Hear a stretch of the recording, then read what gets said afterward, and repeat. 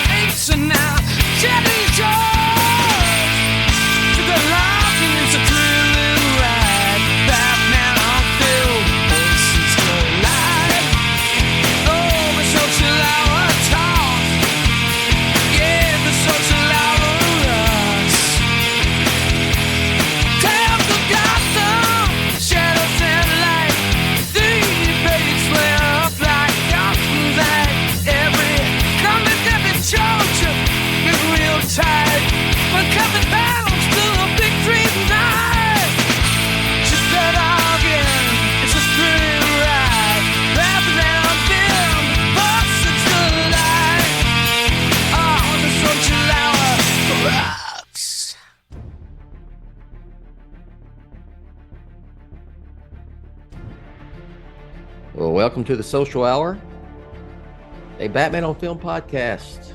Pete Verra, BatmanOnFilm.com, Batman-on-film.com. Don't forget that dashes, right? Right. Dashes, Let's dashes. Let's ride. Let's ride. Oh, and Graceland is with us.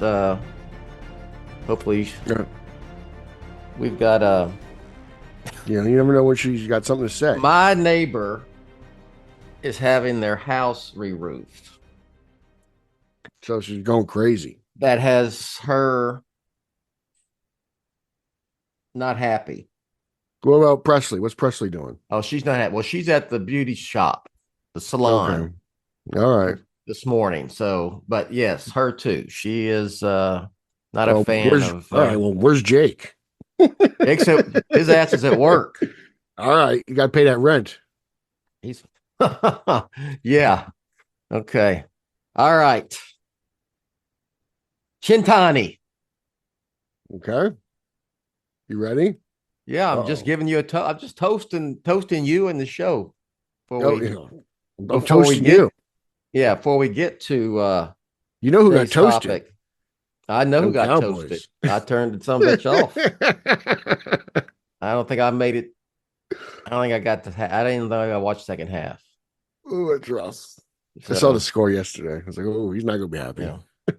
They're I don't care. Yeah, that's not true. I expected them to lose, and I expected them to lose badly. Ooh, for a variety of reasons. They're banged up and they're just not playing well. That's just the way it goes sometimes. That's how football go. That's how football go. Still baseball season for me. Yeah. So let's see. The Penguin. Oh yeah. We're now, well, I guess we are right at the halfway mark because there's 8 episodes. We've got 4, so we'll start the second half. So we're right there between first half, second half. So it's all downhill in a good way after this. I don't mean all downhill in the bad way, all downhill. We're rolling to the conclusion. And speaking of Chintani, that is the title of episode number 4 of The Penguin. And what a doozy it was. It was something. It was pretty heavy. That's the heaviest episode of TV I think I've watched in a very long time. When we talked about episode 3, we know that Vic, at the end, Vic, who was thinking of leaving, going to California with his girlfriend, decided against that, turned around and came upon the Penguin, Oz, and Sophia, who had been ambushed by the Maroney gang, Nadia, Maroney, and some some muscle, Maroney muscle, and didn't really know what happened other than Oz came in and about cut some dude in half, pinning between two cars. Oz jumped in the car with Vic, and Oz says, "Forget Sophia," and they hauled ass out of there. And we didn't know what happened. We didn't know what happened yesterday. We didn't know what happened, till episode 4. So we do find out that what happened to Sophia, because we didn't know what, because I even said, what happened to Sophia? You said maybe she's dead. I didn't know. I didn't think she would be dead. She's not dead. But yeah, she also found out, not only is she not dead, she found out that Oz was playing her, thanks to Nadia Maroney, right? Yep. And we found out a little bit of backstory and a little history about that. What do you think about Oz talk his way out of this one with Sophia eventually, or no? No, I don't think I don't think so. Yeah. I think all the information that needs to be addressed was, and I think Ozzy's got himself in a bit of a pickle right now. I was shocked actually by what went down. I was kind of waiting for Ozzy to talk his way out of it, and he wasn't. And I guess I shouldn't have expected that at the midway point here. This is probably the episode where everything kind of falls apart. Really, I mean, Oswald. It seems like he's on the outs with everyone, and Sophia got her revenge. It seems like, and it was just crazy. I couldn't believe how slow down. Ozzy talking himself out of this, and it was just kind of interesting. Finally, it caught up to him. It got to the point where she goes, basically she says to him, "You're playing me? You've been playing me?" And he goes, "Shut up," And he's he's doing his word salad to try to get out of the situation with Nadia. He doesn't care now about Sophia.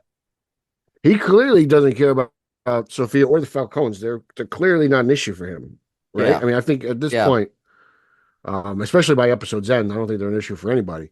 It seems that he's really just focused on what he's got to do with the Maronis. Well, hell, not only she learned that Oz is playing her, she learns that Oz was the one who killed Alberto. Yeah, everything came to the top here. Ozzy's in a bit. Ozzy's just he's got to deal with it now. This is it. He thought he was going to get away with this scot-free with his slick talk, and that didn't happen. He's literally on his knees begging for his life, right?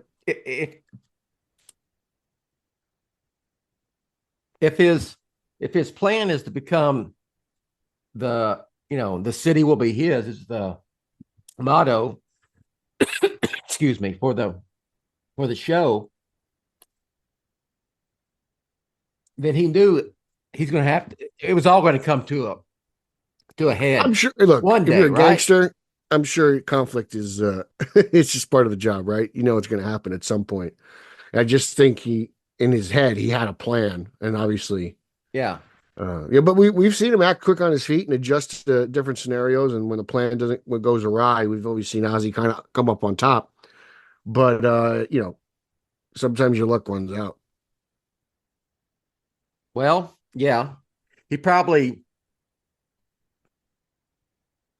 plan was exposed a little before he was ready for it to, Yeah. I mean, they ambushing him in the club just kind of like accelerated everything, Yeah. Yeah. So, Sophia finds out Oz is playing her, working with the Maronis, that he killed Alberto, and Oz and Vic take off. Sophia is injured in the whole thing, and she ends up calling the psychiatrist from episode 1, makes a appearance again, this Dr. Julian Rush. Mm-hmm. And she calls, and then at that point, it becomes a flashback episode. So we find out who the good people really are. Everything. We find out everything, what happened to her, why she was in Arkham, how she was in Arkham. We knew she was in Arkham because of the Hangman murders. And everyone thinks she's the Hangman. She said she wasn't. And I said something's going to come with that. Remember, Pete? Yeah.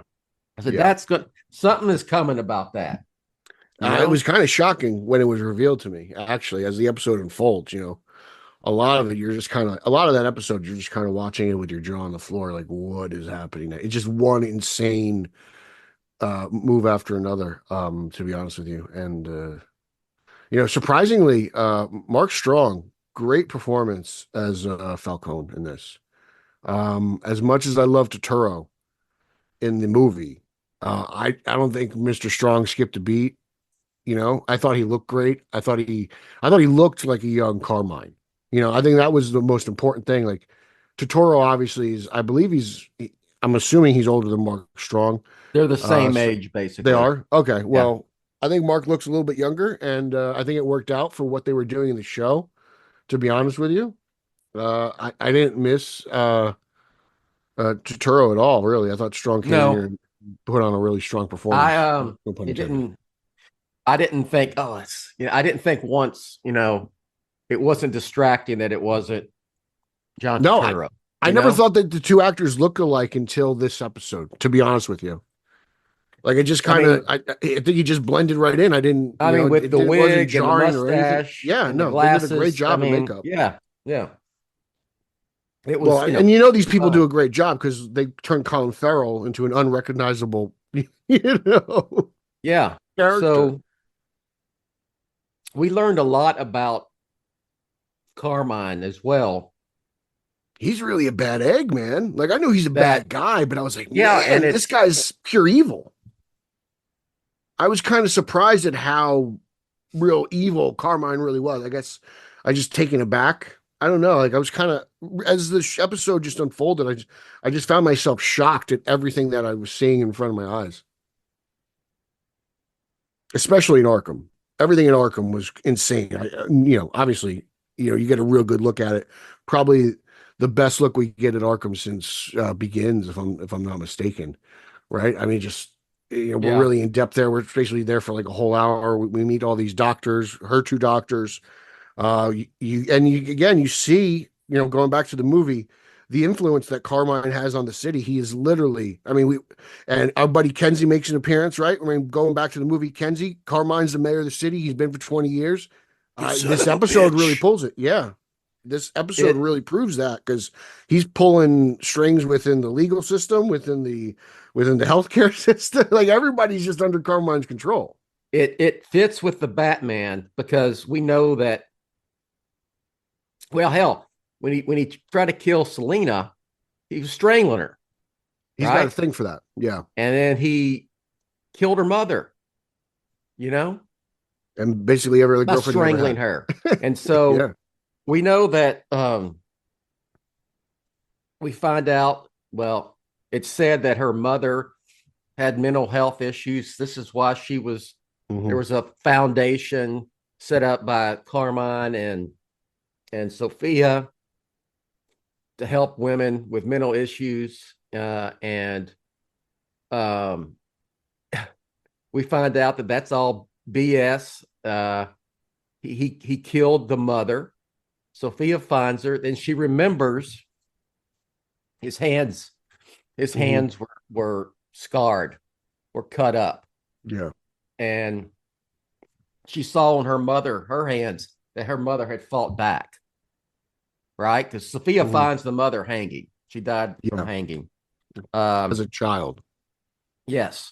She gets approached by Summer Gleason, makes an appearance. The character Summer Gleason, reporter, is approached and is appealing to her for help, because we end up finding out she's an investigative reporter. She's doing some digging, and all signs are pointing to Carmine Falcone as and the 44 below. Yeah. Because the girl, all the victims are these 44 below girls that hang out there, from the Batman. And it's Sophia blows her off at first. I don't talk to the press, but I think it starts to get on her because she's remembering, her mother. Her suppressed memories are coming back. Yeah, her mother's traumatized. Her mother's hands showing that she had fought back. Blood with her in her nail under her nails, and her father having injuries to his hands, and so she agrees to meet with her again. But Oz, we found out what his betrayal was. Oz had told Carmine that he looked a lot younger too, by the way, in the flashbacks. They did a good job of making Oz look like a younger man. His hair's darker. He's got more of it. Yeah. Yeah. It wasn't as big as a betrayal as I thought it was going to be, but it was still, I don't think it's a betrayal at all, to be honest with you. I legitimately think he's doing his job. I actually thought it's worse because earlier in the show, they feel like they established a relationship between Carmine and Sophia.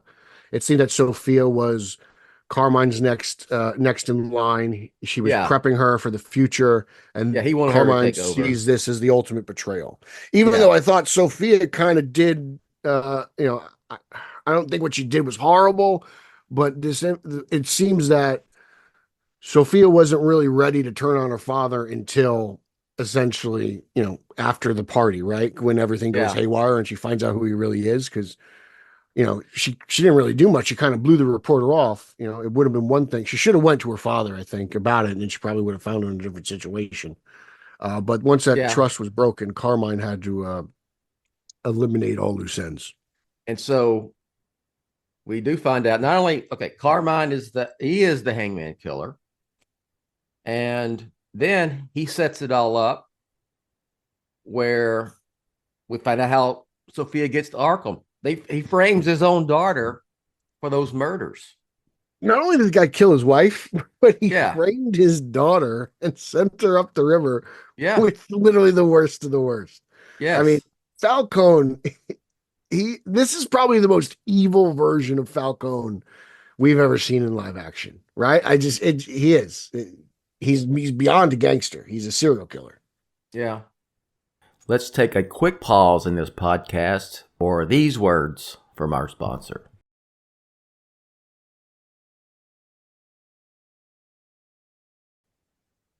Oz is driving her, away and from the party when Carmine had told her to get the hell out of there, basically. And they get pulled over by police, Gotham police. Mackenzie Bach is the one who arrests her. It's Kinsey. Mackenzie Bach is a different character. Yeah, Bach is the commissioner's buddy. Yeah, Mackenzie Bach, you son of a bitch. He, not a bad guy, I don't think. Kinsey's the guy, who's the guy with the mustache with the broken nose. With the broken nose that the Batman took care of in the 44 below or the or whatever it was with the baseball bat. He hit him with the baseball bat. He's the one who arrests her, and they send her to Arkham. And not only, she's supposed to, you do 6 months. She's meeting with her brother Alberto. He shows up again. I knew that dude would have a bigger part. We actually learned how good of a guy Alberto really is. He may be a party animal and a drug addict, but to be honest, he's the only one who actually cares about his sister. I mean, we learned that basically her entire family framed her. He just wants he just wants to have a good time. He doesn't care about the other stuff, and he cares about his sister. And it goes back, they show him his kids and whatnot. And so he goes, they tell her, you do your 6 months in Arkham, you have a trial, you'll get off. Be good. Well, they finagle it to where they make it where she's just straight up a nut job, had, killed animals and all kind of crazy stuff. And then Lucas signed off on that. Carla signed off on it. Viti signed off on it. Yeah. Her entire family was basically they all signed off. Yes. She was betrayed by everyone. Yeah. And here she is in Arkham. And still getting framed. Yeah. And they're saying, oh, well, no trial. You're just here, till be determined, to be determined how long for you get out. We know she stayed for 10 years. She's in the cell. We meet this version of Magpie, which I thought was cool. Who was her next door neighbor, who was crazy. She was batshit crazy, pun intended. And we see, how they were using the drug. What was the damn name of that damn drug? All I know is Magpie called it candy. I can't remember. She called it candy. Bliss. Bliss. They call it bliss. They call it bliss. Yeah. That was the medicine candy they were using, kind of as they had get them hooked on it and use it against them. And they really put her through the ringer at Arkham, man. Electroshock therapy and just and then fighting her, literally like pinning her against other inmates. Twice. It was really intense stuff. For again, having her framed for probably the murder of that other inmate. I'm gonna tell you that I see this is probably when Matt Reeves said, the Arkham show. We took some of that, what was going to be in that, and put in the Penguin. This was probably mainly it. But tell me you couldn't see Hugo Strange somewhere within Arkham, right? In this version of Arkham, like in my head, I'm like, man, Hugo Strange would fit in with these guys. Well, Arkham still exists. Yeah, and I know that they're one doctor down. Remember, Dr. Julian Rush quit, so who knows what happens in the future? And someone might be applying for a job. This Dr. Ventress, who was the main guy, he left, and there was from talking over that 10-year period, there was several head doctors after head doctors after head doctors, and the Julian Rush left. I don't know what to think of that guy. I think he was up to shenanigans as well. I don't trust him too much. He seems I think plan there. I think he got off on being able to control and manipulate Sophia in Arkham. He seems to have some sort of a lust for her. Yeah. And that, you had that one crazy female inmate who beat the shit out of her at one point. And then they set her up. That scene was nuts, wasn't it? They take her to that crazy mess hall. Yeah, it was really nuts. And she's unchained, and they give her a fork. And then they bring the crazy inmate in, and they chain her up. This time, the first time they left her, that was a hit job on Sophia. They let this crazy gal come in and unchain and beat the hell out of her. And now they chain her up and give Sophia a fork, and she goes, "You want me to kill her and frame, and set me up here, Yeah. And that crazy, she kills herself with the damn fork, which I think was probably the plan all along. To be honest with you, maybe so. Yeah, I mean, they were going to. Yeah. I mean, she's crazy to begin with, but that part in Arkham was almost like a horror movie or a horror episode. It was just. I just thought it was disturbing. So So she's, and then Sophia had enough. She snaps. Bludgeons that magpie to death. Because now she's paranoid herself. She thinks everyone's in on it. Which I don't know if Magpie is actually sane enough to figure out how to report back and leak information on Sophia. But at this point, if I'm Sophia, I don't trust a damn person. I don't trust anybody. That's it. It's Alberto or bust, honestly. Yeah. It's that whole Arkham thing, the whole flashback part with Carmine, everything was, we found a whole lot out that we kind of, we were speculating about. I knew something was going to come of that hangman. I knew it wasn't Sophia. That was obvious. I didn't know if it would, it was.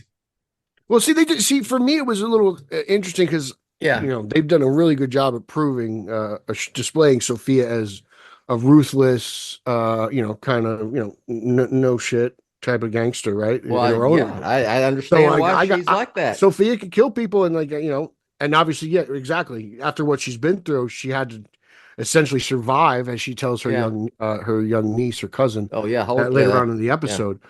But they did a really good job, I thought, of a little bit of the deception there, because I wasn't really expecting Sophia in the beginning of this episode to kind of be this dainty, pleasant, just girl along for the right. Like, she's just kind of like your normal everyday kid. She's not really in the family business yet. Yeah. And then she makes she deviates a little bit from the family plan, and everything goes haywire, and then she becomes what she is. But yeah, like, I thought they did a really good job of setting her up in general throughout the show. Yeah, it shows. I mean, she did have some good in her at that part 10 years prior to even. It's all gone now. She does meet with the reporter because she knows something is up with her dad and her mother. Well, the reporter plays at her strings, with the mother and everything, and then it just kind of like unlocks a little bit of suppressed memory, and she's starting to piece things together now that she's older. It makes sense. I didn't know if it would end up being. I figured it'd be someone we already knew from the show who would end up being the hangman. Mm-hmm. I did not think it was going to be Carmine. That was a great little twist right there, and then it fits perfectly with the Batman.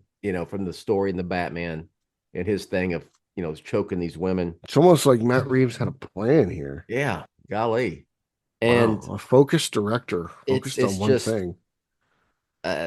It's just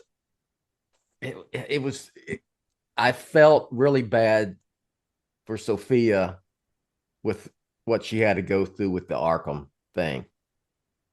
So then we're back to the today, the modern, whatever, the contemporary timeline, present day. Yes. And we find out that she had called Dr. Rush. He found her. She wakes up, she's there at his apartment. They have an exchange. That's when I said something's up with this guy. This guy's weird. She kind of calls him out. I think he got off on manipulating her, kind of controlling her. I don't know, but she lost a screw when she got hit by that. Yeah, when she dodged that car, because she got a little crazy in that scene. You think we're done with him or something else? We're going to get some kind of other. I have no idea, because I actually didn't think he would pop up again after the last time we saw him when she was on the couch. I was, but it makes sense, because who else could she have called, to be honest with you? Like, Alberto's dead. That's literally her only lifeline. She can't trust Oz anymore. Again, she feels like you already betrayed him once, and then she let him back in and did it all over again. She's got nobody else. So I don't know. I was surprised she actually kind of didn't whack him. There was a lot of tension at one point, and I was like, I don't know what this chick's gonna do right now. She is such a crazy broad. Anything's possible. It's only person she had to call. She knows, Oz, the jig is up with him. And she even says, she's like, I don't even know where he is. Yeah. And his whole family, her whole family is counting down the hours until she gets on the plane to Sicily. It's basically either you get to Italy or, you're going to be sleeping with the fish, essentially. Well, and that leads to this really best scene in the best scene. The best scene in the show, in my opinion. Great conclusion scene. Not conclusion, because we get to the very end. There's more to this, but so we'll start winding this up though. But the whole family's at dinner. She comes in, and boy, does she look incredible! Oh my god! Yeah, she looks good. Phenomenal. She's dressed up. She sits down. I think she does the crazy eating a little bit again, and that's on purpose. I think you want me to be crazy. I'm going to show you crazy. You see her joke around with her niece a little bit too, right? Yeah. Yes. And she stands up and makes this big speech. I thought the speech was great. She called every one of them out, even Milos. She called them all out, and she says, but tomorrow I'm having a new beginning, and she throws in the name of Name of the episode, Gentani, toast everybody. And I thought, she's not really going to go to Italy, because even the doctor's telling her, what, maybe you should go, and maybe it'd be good for you to have a good fresh start a new life, fresh start. I had no idea where Sophia was going to go with this, because then I didn't know where she was going with what because happened. She leads her niece down with the cake, and I'm like, she's not going to kill this kid, right? Because she's got it in for Carla. Carla wrote a letter saying that she killed animals 10 years ago and she deserves to be in Arkham. So Carla's on the shit list. And I'm just sitting there, and she's talking, and she takes her down to the greenhouse, and she's talking to her niece, and she says, Alberto used to come down here. We could play important. She takes Tarzan and Jane. She takes her out of the house. Yep. She's not in the house anymore. That's they important. Spend the night in the jungle. Yeah. And they're in the greenhouse with a lot of plants, and she gave her cake.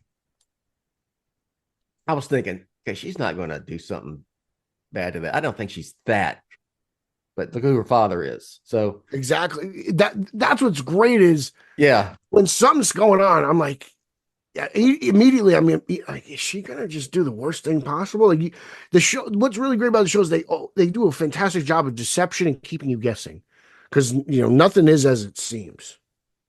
It's and so they do spend the night down there, and the next morning you see her go in. She puts a gas mask on when she goes in the house, which I thought was like, what is this? And she's walking around in this Sunday dress. Yeah. And she had basically carbon monoxide poisoned the whole lot of them. All of them. Except one. Remember, she leaves the window open, right? Mm-hmm. The night before. I was wondering. And she smokes a cigarette in that bedroom, which I assumed, now looking back on it, was just to get like some sort of different scent within the room, right? This way, as the carbon monoxide passes through the window, it doesn't alert our roommate. Let's say. I think it's odorless too, but anyway, that's beside the point. That's true. It's probably the detectors, because it's an odorless gas. And so I had no clue. So she's going through the house with this gas mask, and they're gone. All of them. Mm. All the Falcons are done. And they're all dead. They're all dead. That's why she had the niece, or the cousin. It's actually her cousin. Okay. It's her cousin's daughter. So the second cousin, so whatever. That makes sense. Yeah. She had saved the little girl, and she saved one other. It's our old friend Johnny Vitti, and she's got a gun to him. We need to talk. It's interesting now, because now Vitti doesn't have to worry about anything. Both his Guma and the guy and her husband are dead, so he just doesn't have to worry about Luca. But Sophia has no soldiers now; she's just got Vitti. Yes. So it's her and Vitti against, I assume, Oz and Maroni's. Yeah. So that's where we're headed now. Is that I watched the preview of the next one, and Oz does say, well, she did us a favor, because she took out all the Falcons. So now he's underestimating her. We only have one family. He goes, we only have one family to deal with.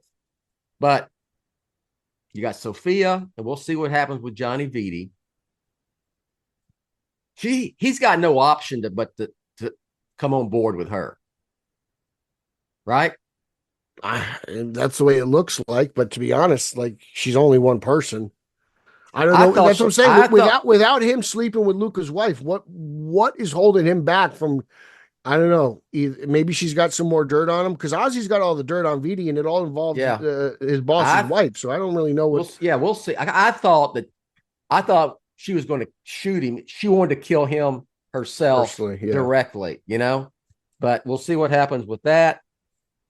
Man, what an episode! Another A. It was good. Grade it was good. Not enough episode. Penguin for my personal taste, but it was still a fantastic episode.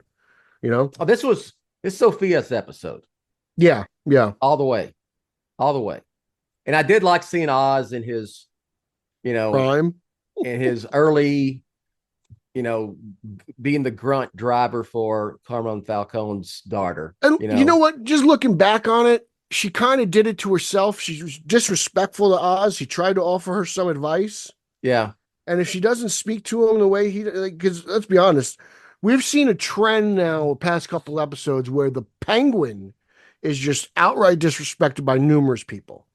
But she was kind to him before. They had a good relationship. She said, she defended him. Don't call him that.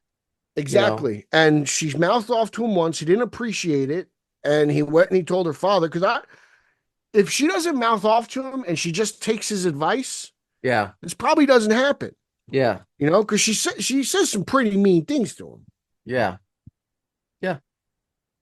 And I think she was taking out her frustration, her anger, her shock with her father and the situation she's in on Oz at that point. When Oz is saying, "Hey, why don't you do it?" Whatever, and she doesn't want to hear it because I don't think it had anything to do with Oz. She just took it out on him. But I think she's upset that she finally found out who killed her mother. Yeah, and it was her father. And she just took it out on Oz, and Oz went and told Carmine, and then of course we know from the last episode. It's actually a little crazy to me that Carmine might have had this plan from the get-go, man. Like he made it seem like his wife was insane. Now his daughter's insane, so now they're going to say it's like hereditary. I wonder if this will play like we remember we heard in the movie that Martha was insane a little bit. She spent some time in Arkham. Yeah. Oh, I didn't think of that. Yeah. I wonder if there's any connection there. It's all connected. You know what? This is the type of connective tissue that makes you think, it's not toy box bullshit. I am enjoying this so much that I don't want these 4 episodes to come to an end. I'm enjoying it. This is good stuff. I will say, we'll finish up here. You texted me, your text exchange with your buddy who discovered the Batman on HBO through the Penguin. Yes. He wondered why he saw the Penguin and got interested in that. And he said, I need to watch this. Oh, it's part of the Batman thing. I need to watch the Batman and saying the Batman was badass. Yeah. See, that was my whole hypothesis when I wrote that. Are we on the brink? Could Batman Part 2 lead us to another round of Batmania? I don't know that, but I think the Batman will be a bigger success. That a Batman Part 2 will be a bigger success than the Batman, and I think a lot of people are finding the Batman from the Penguin. And I'll tell you what, retroactively. There's not a baseball game that I have watched within the last 2 weeks where the Penguin hasn't been advertised by, Bob Costas talked about the Penguin. It was like every game between Kansas City and the Yankees. I know he was just doing a read, but the word of mouth is getting out there. People are listening, and I think this is the right time for Mr. Reeves' Batman saga. I'll tell you that much. I think people are ready for something a little different. Yeah, this is cool. Serious. So 4 episodes left, Pete. It's gonna be a good ride. Let's ride. It's gonna be fun. I'm enjoying it. All right. Anything you want to plug before we get on out of here? No, it's it. Socially Pete Illustrated, Straight Outta Gotham, Spidey Coalition, Batman Book Club, Batman on Film. I'm all over them. All right. Batman-on-film.com again. Check everything out there. I'm Bill for Pete. That's Rachel. Finish up here. Catch you next time. You have been listening to the BOF Social Hour, Jett's official podcast on Batman on Film. Follow BOF on Threads at The Batman on Film. Follow BOF on X, formerly known as Twitter, at Batman on Film. To help keep BOF up and running, go to patreon.com/BatmanOnFilm, or you can buy BOF a beer at buymeacoffee.com/TheRealBatmanOnFilm. For Jett and everyone at BOF, I'm announcer Rachel. Authoritative, definitive, the original, Batman on Film, founded in 1998.